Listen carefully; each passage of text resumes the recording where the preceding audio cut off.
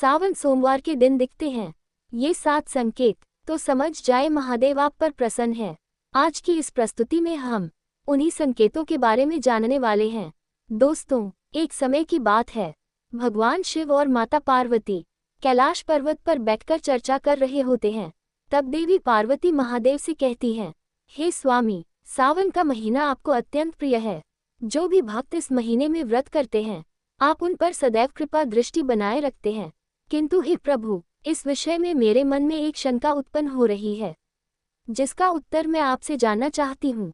भगवान शिव कहते हैं, हे पार्वती, तुम्हारे मन में जो भी शंका हो, निसंकोच होकर पूछ लो। तुम्हारी हर शंका का समाधान करना मेरा कर्तव्य है। देवी पार्वती कहती हैं, हे प्रभु, जब आप अपने भक्तों पर प्रसन्न होते हैं, तो उन्हें किस प्रकार के संकेत देते हैं? आप स्वयं तो उन्हें कभी दर्शन देने नहीं जाते हैं, तो भक्तों को कैसे पता चलेगा कि आप उन पर प्रसन्न हैं? ऐसी कौन से दिव्य संकेत हैं जिनसे आपके भक्त समझ सके कि आपने उनकी पूजा को स्वीकार किया है और आप उन पर प्रसन्न हैं? भगवान शिव कहते हैं, हे सुरेश्वरी, आज तुमने उत्तम प्रश्न किया है। ये सत्य है कि जब भी मैं किसी भक्त पर प्रसन्न होता हूँ, तो उसे मेरे द्वारा दिव्य संकेत प्राप्त होते हैं। जब भी मेरा कोई भक्त सच्चे मन से मेरी पूजा करता है, तो उस पर प्रसन्न होकर उसे दिव्य संकेतों द्वारा ये समझाने का प्रयास करता हूँ कि मैं उसकी भक्ति से प्रसन्न हूँ। हे देवी, उन दिव्य संकेत को बताने से पूर्व मैं तुम्हें एक प्राचीन इतिहास सुनाता हूँ। ये कथा पूर्व काल में एक ब्रह्मदत्त की है, जो मेरा परम भक्त था। उसकी भक्ति से मैं अत्यंत प्रसन्न था और मैंने उसे कई संकेत दिए थे, परंतु वह उन्हें समझ नहीं पाया। इस प्राचीन कथा के माध्यम से तुम्हें ये पता चल जाएगा कि वे दिव्य संकेत कौन से हैं। जो भी मनुष्य इस प्राचीन कथा को ध्यान से सुनता है, उसके कोटि कोटि पाप भस्म हो जाते हैं। इसीलिए देवी, आप इस कथा को ध्यान से पूरा सुनिएगा। माँ पार्वती रहती हैं, हे प्रभु, आप मुझे वह कथा सुनाएं। मैं उस कथा को पूरा अवश्य सुनूंगी। आपके मुख से इस कथा को सुनना बड़े सौभाग्य की बात है। फिर महादेव देवी पार्वती को वह प्राचीन कथा सुनाते हैं। दोस्तों, इस कथा में उन महत्वपूर्ण दिव्य संकेतों के बारे में बताया गया है। इसीलिए आप इस कथा को पूरा जरूर सुनिए, क्योंकि आधा अधूरा ज्ञान घातक होता है। हे महादेव, जो भी इस कथा को ध्यान से पूरा सुनेगा और वीडियो को लाइक करेगा, उसकी झोली खुशियों से भर देना और उसके परिवार को सदा ही स्वस्थ रखना। दोस्तों, वीडियो को लाइक जरूर करें और कमेंट में हर हर महादेव अवश्य लिखें। साथ ही चैनल को सब्सक्राइब करके बेल आइकन पर क्लिक करें। ऐसा करना आपके लिए फायदेमंद रहेगा। बेल आइकन पर क्लिक करने से हमारे वीडियो सबसे पहले आप तक पहुंचेंगे। तो चलिए सुनते हैं महादेव की इस प्राचीन कथा को। महादेव कहते हैं, हे पार्वती, अब तुम इस कथा को ध्यान से सुनो।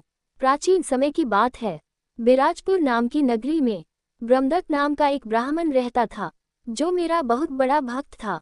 उसका आचरण पवित्र एवं साधारण था और वह प्रतिदिन शिवलिंग की पूजा करता था। उसकी भक्ति निस्वार्थ थी और वह सदैव दूसरों की सहायता के लिए तत्पर रहता था। उसकी एक पत्नी और पुत्र थे, जिनसे वह बहुत प्रेम करता था। ब्रह्मदत्त सदाचारी, गुणी और शास्त्रों को जानता था। वह नित्य शिव पुराण का पठन किया करता था। ब्रह्मदत्त महादेव के हर सोमवार को व्रत रहता था। महाशिवरात्रि को निर्जला व्रत रहकर पूर्ण करता था। वह रोज मेरे मंदिर में जाता था, मेरी पूजा करता, साफ सफाई करता था, मंदिर में आने वाले भक्तों की सेवा करता था। इस प्रकार से ब्रह्मदत्त ने लोगों की सेवा और मेरी भक्ति से मुझे प्रसन्न कर लिया था। महादेव कहते हैं, हे देवी, जो मनुष्य परोपकार करता है, प्राणियों पर दया दिखाता है, वह मुझे सबसे अधिक प्रिय होता है। ब्रह्मदत्त में वे सभी लक्षण थे जो मेरे सबसे प्रिय भक्त में होते हैं। इसी कारण से मैं उसकी भक्ति से अत्यंत प्रसन्न था। इसीलिए मैंने उसे अनेक प्रकार के संकेत दिए। मैंने संकेतों के माध्यम से ब्रह्मदत्त को कई बार समझाने का प्रयास किया, किंतु वह मेरे द्वारा दिए गए संकेतों को दुर्लक्ष्य कर देता था। महादेव कहते हैं, हे देवी, अब मैं तुम्हें उन संकेतों के बारे में बताता हूँ जो मैंने ब्रह्मदत्त को दिए थे। सबसे पहला संकेत मैंने उसे चंद्रमा के रूप में दिया था। प्रत्येक सोमवार की सुबह ब्रह्म मुहूर्त में ब्रह्मदत्त की नींद खुलती और वह आकाश में चमकते हुए चंद्रमा को देखता। ये दृश्य उसके मन में शांति और सुख का अनुभव कराता, लेकिन वह मेरे द्वारा दिए गए इस संकट को समझ ना सका। इस संकट के फलस्वरूप उस दिन उसने अपने गांव में एक महत्वपूर्ण व्यापारिक सौदा किया, जो बहुत लाभदायक रहा। ये संकेत भगवान शिव का था कि ब्रह्मदत्त के जीवन में खुशी आने वाली है और उसका भाग्य प्रबल होगा। महादेव कहते हैं, हे देवी, फिर मैंने उसे दूसरा संकेत सफेद नंदी के रूप में दिया। एक अन्य सोमवार ब्रह्मदत्त अपने घर से शिव मंदिर के लिए निकला और फिर रास्ते में उसे सफेद नंदी के दर्शन हुए। नंदी को देखकर उसका मन प्रफुल्लित हो गया, लेकिन उसने इसे भी साधारण घटना समझकर नजरअंदाज कर दिया। इस संकेत के फलस्वरूप उस दिन उसके पुराने मित्र ने उसकी सहायता की और उसकी सभी आर्थिक समस्याओं का समाधान कर दिया। ये संकेत था कि भगवान शिव का आशीर्वाद उसके साथ है और उसकी समस्याएं समाप्त होने वाली हैं। महादेव कहते हैं, हे देवी, अब मैं उसे तीसरा संकेत नागराज के रूप में दिया। कुछ सप्ताह बाद एक सोमवार को ब्रह्मदत्त अपने गांव के पास स्थित शिव मंदिर जा रहा था। रास्ते में उसने एक नाग देवता को देखा। ये दृश्य उसे विचलित कर गया, क्योंकि नागों से उसका स्वाभाविक भय था। फिर भी उसने इसे भगवान शिव का संकेत नहीं माना। इस संकेत के फलस्वरूप उसे एक अप्रत्याशित स्रोत से धन प्राप्त हुआ, जिसने उसकी धन से जुड़ी सभी समस्याओं का समाधान कर दिया। ये संकेत था कि ब्रह्मदत्त की धन से जुड़ी सभी समस्याओं का अंत होगा और उसकी दरिद्रता का नाश होगा। महादेव कहते हैं, हे देवी, उसके बाद मैंने उसे चौथा संकेत भी दिया। अगले सोमवार को ब्रह्मदत्त ने मंदिर के पास एक वृक्ष के नीचे एक स्त्री और पुरुष को एकांत में बैठे देखा। उसे ये दृश्य अजीब लगा, लेकिन उसने इसे भी सामान्य घटना समझकर अपने ध्यान से परे कर दिया। इस संकेत के फलस्वरूप उसी दिन उसके पुत्र का विवाह एक अत्यंत गुणी और खूबसूरत स्त्री से तय हो गया। उसके परिवार में आनंद और खुशी का माहौल बन गया। ये संकेत था कि उसके पुत्र को एक अच्छा जीवन साथी मिलेगा या विवाहित होकर पति पत्नी का प्रेम बढ़ेगा। महादेव कहते हैं, हे देवी, अब मैं उसे पांचवा संकेत एक काले रंग के स्वान के रूप में दिया। एक दिन सोमवार को जब वह अपने घर लौट रहा था, तो उसने अपने द्वार पर एक काले कुत्ते को बैठे पाया। कुत्ता उसे देखकर दुम हिलाने लगा, परंतु ब्रह्मदत्त ने इसको भी शुभ संकेत नहीं समझा। किंतु इस संकेत के फलस्वरूप उसी दिन उसके परिवार पर आने वाला एक संकट टल गया, जब ब्रह्मदत्त की एक बीमारी का उपचार समय पर मिल गया। ये संकेत था कि उसके जीवन पर आने वाला कोई बड़ा संकट टल चुका है। महादेव कहते हैं, हे देवी, उसके बाद मैंने उसे छठा संकेत दिया। इसके बाद एक अन्य सोमवार को ब्रह्मदत्त ने एक गली में चलते हुए एक मिट्टी के घड़े को देखा, जिसमें दूध भरा हुआ था। उसने सोचा कि यह किसी व्यक्ति का गिरा हुआ घड़ा होगा और इसे नजरअंदाज कर दिया।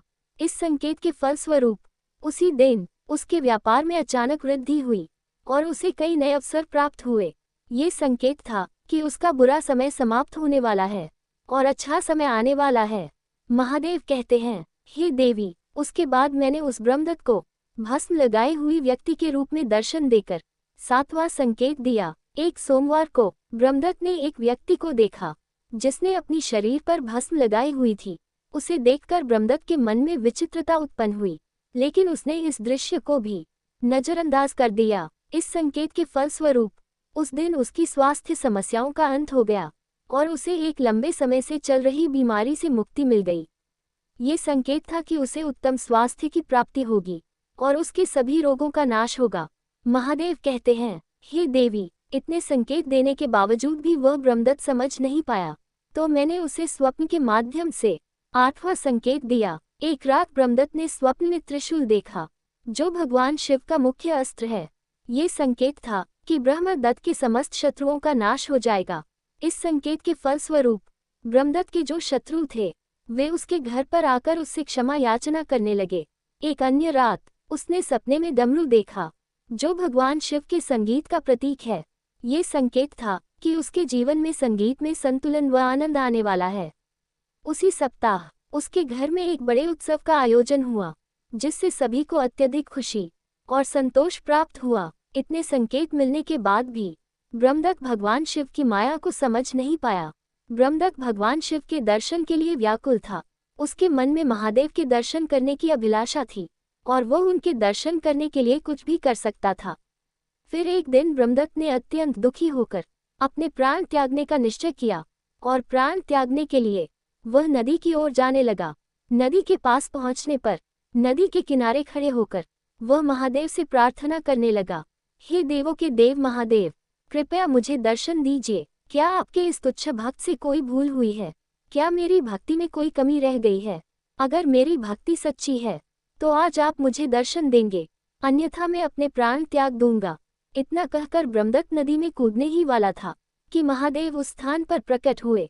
भगवान शिव ने प्रेम पूर्वक कहा, हे ब्रह्मदत्त, मैं तुम्हारी भक्ति से प्रसन्न हूँ और मैं तुम्हें अनेक संकेत दिए थे, परंतु तुमने उन्हें समझा नहीं। साक्षात महादेव के दर्शन करके ब्रह्मदत्त बड़ा प्रसन्न हुआ और उन्हें बारंबार नमस्कार करने लगा। उसकी आंखों से आंसू निकल रहे थे। ब्रह्मदत्त ने हाथ जोड़कर कहा, हे भगवान, मैं मूर्ख हूँ, मैं अज्ञानी हूँ, मैं आपके संकेतों को समझ नहीं पाया। कृपया इस तुच्छ भक्त को क्षमा कीजिए। हे प्रभु, कृपया आप मुझे उन संकेतों का महत्व समझाए। भगवान शिव ने ब्रह्मदत्त को प्रत्येक संकेत का महत्व समझाया। उन्होंने कहा, हे ब्रह्मदत्त, जब तुम्हारी नींद ब्रह्म मुहूर्त में खुली तो तुमने चंद्रमा को देखा। वह संकेत था कि तुम्हारे जीवन में खुशियां आने वाली हैं। सफेद नदी के दर्शन का अर्थ था कि मेरी कृपा से तुम्हारी समस्याएं समाप्त हो चुकी हैं। नाग देवता के दर्शन तुम्हारी धन से जुड़ी समस्याओं के अंत का था। वृक्ष के नीचे पुरुष और स्त्री का बैठा देखना संकेत था कि तुम्हारे घर पर एक अच्छा जीवन साथी मिलेगा। काले कुत्ते का द्वार पर आना तुम्हारे जीवन पर आने वाले बड़े संकट के टल जाने का संकेत था। मिट्टी के घड़े का दिखाई देना ये बताता था कि तुम्हारा बुरा समय समाप्त होने वाला है। भस्म लगाए हुए व्यक्ति के दर्शन का अर्थ था कि तुम्हें उत्तम स्वास्थ्य की प्राप्ति होगी। त्रिशूल और डमरू का स्वप्न में दिखना शक्ति, संतुलन और आनंद का प्रतीक था, लेकिन तुमने मेरे इन सभी संकेत को दुर्लक्ष्य कर दिया, इसीलिए मुझे स्वयं तुम्हें दर्शन देने के लिए आना पड़ा। ब्रह्मदत्त ने ये सब सुनकर भगवान शिव के चरणों में अपना सर झुका दिया और कहा, हे भगवान, मैं आपकी कृपा को नहीं समझ पाया, कृपया मुझे क्षमा करें। भगवान शिव ने उसे आशीर्वाद दिया और पूछा, ब्रह्मदत्त, अब तुम मुझसे क्या चाहते हो? ब्रह्मदत्त ने विनम्रता से उत्तर दिया, हे भगवान, मुझे कुछ नहीं चाहिए, केवल मुझे आपके चरणों की सेवा करने का अवसर दें और मुझे कैलाश पर ले चलें। भगवान शिव ने उसकी भक्ति और आचरण की सराहना की और कहा, तुम्हारी यह इच्छा अवश्य पूरी होगी। अब से तुम और तुम्हारा परिवार कैलाश पर निवास करेगा। देवी पार्वती ने भगवान शिव की कथा सुनकर कहा, हे स्वामी, आपकी इस कथा ने मुझे अत्यंत प्रभावित किया। अब मैं समझ गई कि आपके भक्तों पर प्रसन्न होने के संकेत कितने महत्वपूर्ण होते हैं। भगवान शिव ने मुस्कुराकर कहा, देवी, ये सत्य है, मेरे भक्तों को इन संकेतों को समझना चाहिए और अपनी भक्ति में अडिग रहना चाहिए। यही उनके जीवन में सुख और समृद्धि लाएगा। इस प्रकार भगवान शिव और देवी पार्वती का संवाद समाप्त हुआ और भक्तों को ये शिक्षा मिली कि भगवान के संकेतों को समझना और उनकी भक्ति में अडिग रहना ही सच्चा धर्म है। तो दोस्तों, इस प्रकार महादेव जी ने देवी पार्वती को इन दिव्य संकेतों के बारे में बताया है। भगवान शिव आपके साथ ही रहते हैं और वे सदैव आपको संकेतों के माध्यम से समझाने का प्रयास करते हैं। इसीलिए अगर आपको भी ऐसे संकेत मिलते हैं तो उन्हें दुर्लक्ष्य न करें।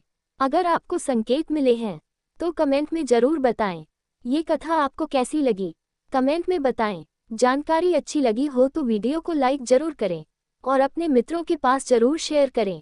साथ ही साथ चैनल को सब्सक्राइब करके बगल वाले बेल आइकन को जो पर सेलेक्ट कर लें ताकि मेरी वीडियो की नोटिफिकेशन आप तक सबसे पहले पहुंच सके। तो फिर मिलते हैं अगले वीडियो में। तब तक के लिए राधे राधे। हर हर महादेव।